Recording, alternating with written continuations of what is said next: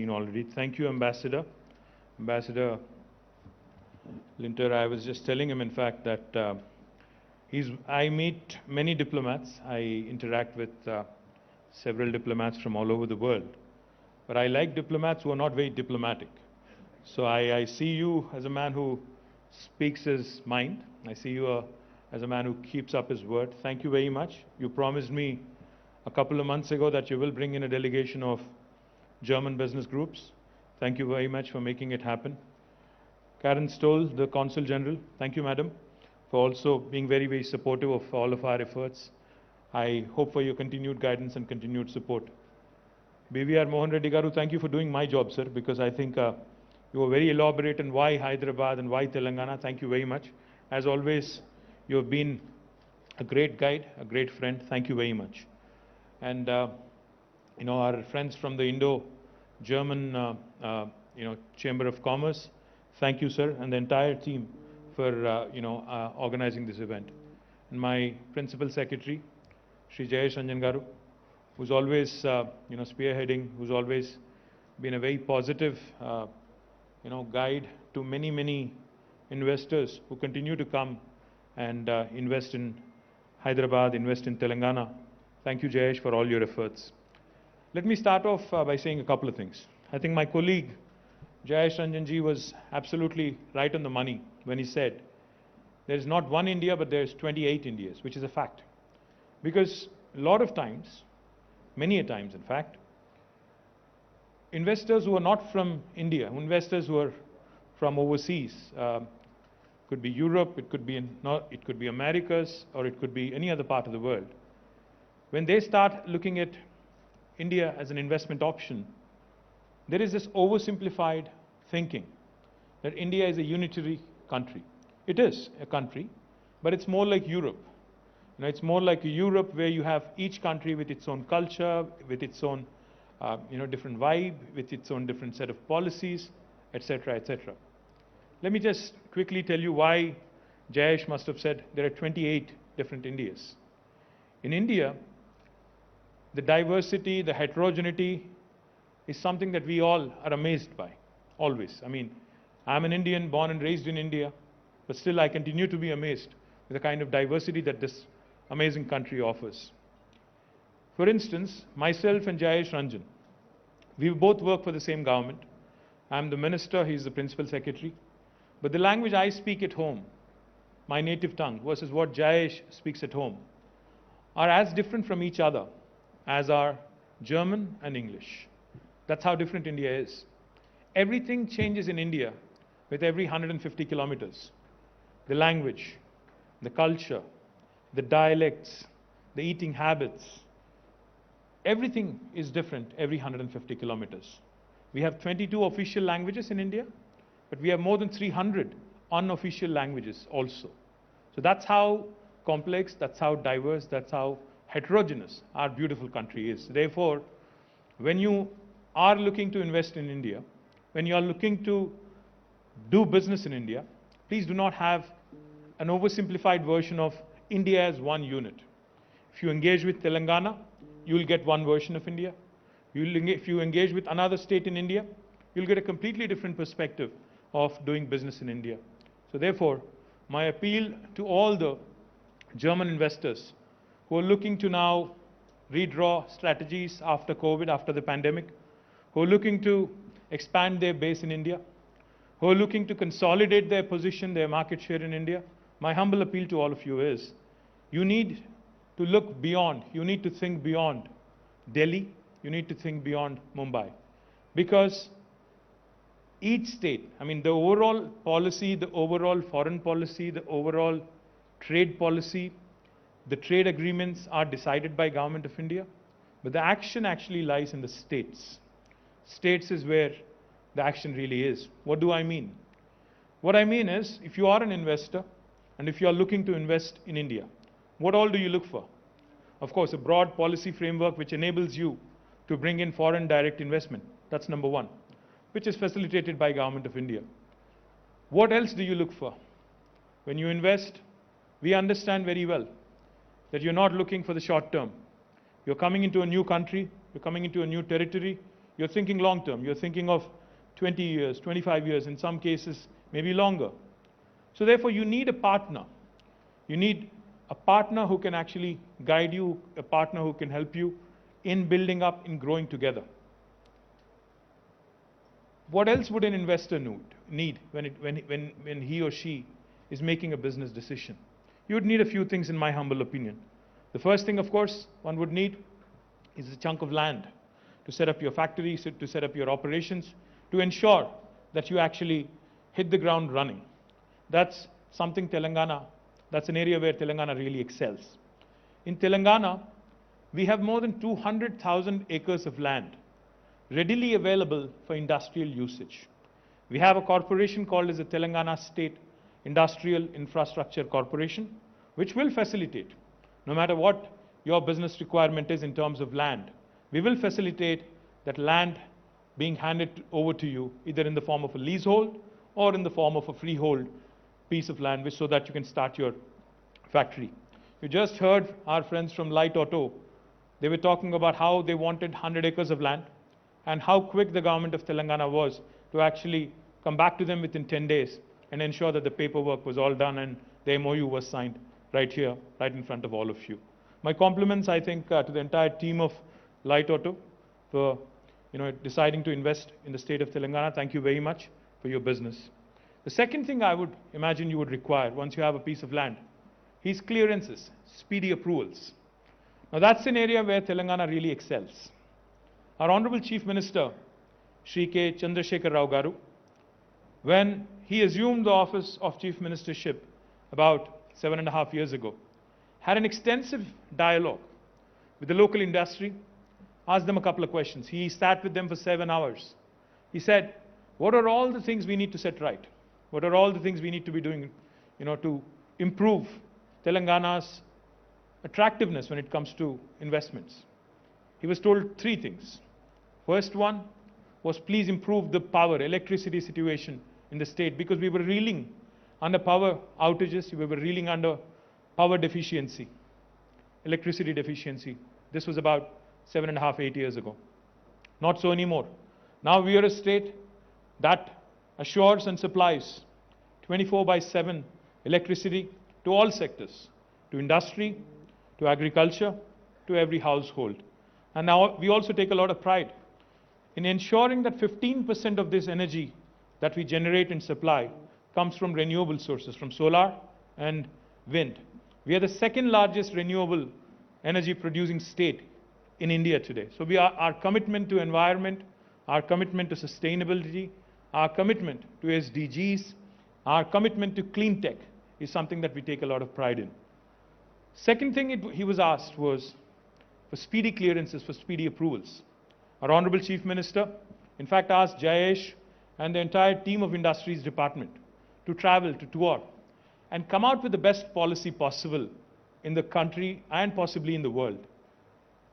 When they came back, he was not satisfied.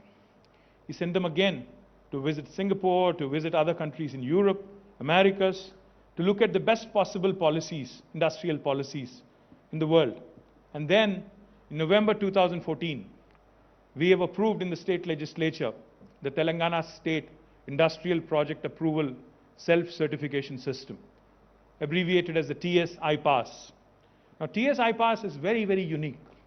No other state in India has a similar policy. It's a truly, truly single window policy. Now, the joke in India is every state promises a single window, but there are always multiple windows behind that one single window. But in the case of Telangana, backed by statute, backed by legislation, we do promise and deliver a truly single window system. What we promise is, if you have a piece of land approved by legislation, you can start construction of your factory on day one without any clearance, without any approval from the local government. Be it the state government or the local municipality or even the local Gram Panchayati, you can start construction of your factory on day one. You can simultaneously apply on the TS-IPASS portal to the government only for regulatory purposes, because we need to know who is doing business in our state and what kind of activity they are engaged in. Once we receive your application online, we only take 15 days to deliver a yes or a no answer to you. You might say again that, we've heard this before, time-bound clearances. How is Telangana different?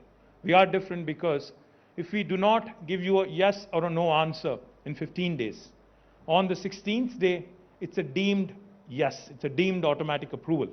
No other state in India will tell you this. And the third thing we do, we take accountability very seriously.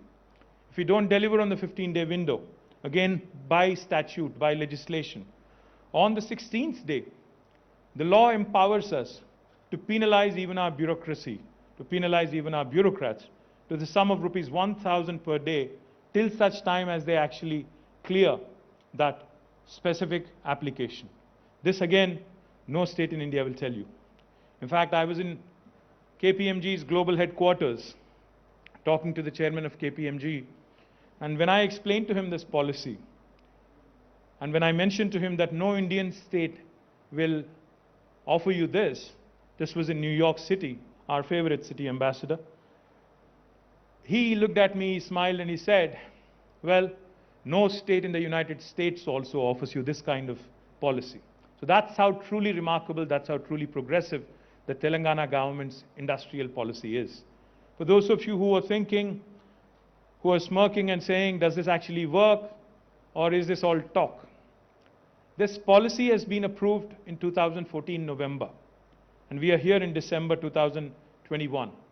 Let me tell you, we've been able to give more than 17,500 clearances so far, all in a time-bound manner in less than 15 days. And in fact, in some cases, you would be amazed, we were able to give clearances in less than 11 days, 10 days, even from 37, 38 departments. That's how efficient Telangana government's delivery has been. And, as they say, what matters really is not just new investors, but existing investor sentiment also. The government of Telangana, in fact, has been able to attract several $1 billion of investment in the last 7.5 years. More than $33 billion of investment have come into Telangana. But what's heartening, what's extremely delightful, what makes us happy, is that 24% of that investment is actually from repeat investors who already had a base in the state of Telangana. The reason why I mention this is because as long as your existing investor is happy, they become your biggest brand ambassador across the world, because they travel, they share their success, they share their experiences with the government, with the administration, elsewhere also. So therefore, I'm delighted to tell you that this is the kind of experience the existing investors in Telangana have had in the last 7.5 years. More importantly, a couple of things we admire. In fact, when I met the ambassador and the consul general, I told both of them a couple of things I admire in Germany. And I have discussed this several times with Mr. Reddy as well. The one thing I really admire in Germany is the dual degree program that you have, where you have your students, in fact, become apprentices or interns in the industry while they're actually in a grad school. I think it's extremely important to have hands-on experience. That is something I would love to emulate in Telangana. In fact, that is something we need to emulate in India if we really have to compete with the large manufacturing countries like China and United States. The second thing I really like about Germany when it comes to industry is how well and how vibrant your SME ecosystem has been. The small and medium entrepreneurs in Germany make up for the bulk of GDP that comes from the industry sector. Subject to correction, I've learned that nearly 80+% of the GDP contribution from the industry sector actually comes from the medium and the small entrepreneurs in Germany, which is a remarkable number, if you ask me, because that goes to show you how well the German ecosystem is in terms of encouraging the small and the medium entrepreneurs. And now that is something, again, I think India has a lot to learn from. That is something, again, we in Telangana certainly can take a few leaves of review book. The more important thing that I've also learned from my experiences in meeting the German entrepreneurs, your products are of world repute. All the automobiles that run on the Indian roads and elsewhere in the world are of international class, and of course, your engineering, your precision engineering, to be particular, is extremely, extremely popular. Now, Indian manufacturing sector, especially when the world is looking to move away from China, either China plus one strategy or a complete exit out of China and starting to look at other avenues. I think India, in fact, we really want to take that pole position as a competitor to China. We definitely need to take a few lessons on attracting more manufacturing business to our state and other states also. And that's again where German entrepreneurs can work with us. German entrepreneurs can engage with us and help us grow this ecosystem, because we have a lot of, Mr. Mohan Reddy talked about engineering colleges. He talked about gender diversity. He talked about skilling. What I would also like to add is we have a lot of ITIs, not just IITs, but also ITIs. We also have a lot of polytechniques.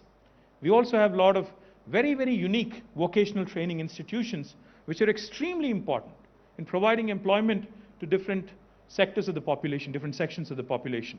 And especially in a manufacturing economy, all these become very, very important cogs in the wheel.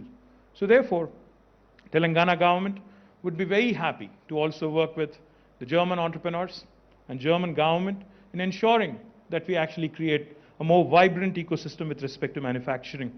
The other thing I would also like to point out, Hyderabad and Telangana, if you look at us in the Indian map, we're bang in the middle. We're very well connected to the rest of the world.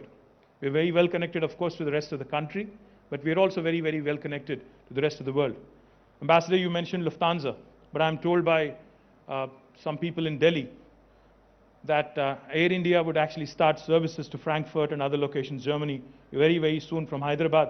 I hope that will also help us getting more and more German entrepreneurs and German investors quickly to Hyderabad rather than come via Bombay or come via Delhi. I would also be, remiss if I don't mention the current ecosystem in Hyderabad is very, very conducive. We have a large number of defense labs. We have a large number of aerospace entrepreneurs. We have a large number of research labs in a variety of sectors, ranging all the way from agriculture to aerospace, as was pointed out by Mr. Reddy.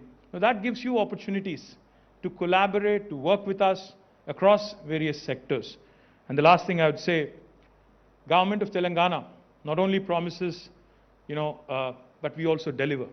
We ensure speedy clearances. We ensure land allocation in a quick manner.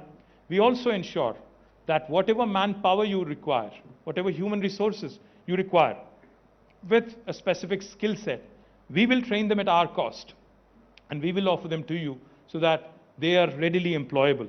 Of course, on the locational advantages and the quality of living, Mercer is an institution that rates cities on a livability index. In the last 5 years, Hyderabad has been rated as a city with the best quality of living on the livability index in India among all Indian cities.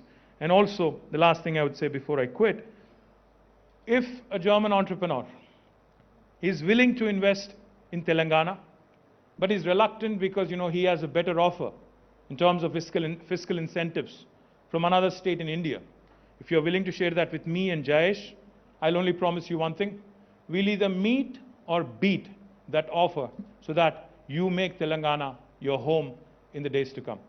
Once again, welcome you all to Hyderabad. I hope you have a fantastic stay, and thank you very much for this lovely opportunity. Cheers.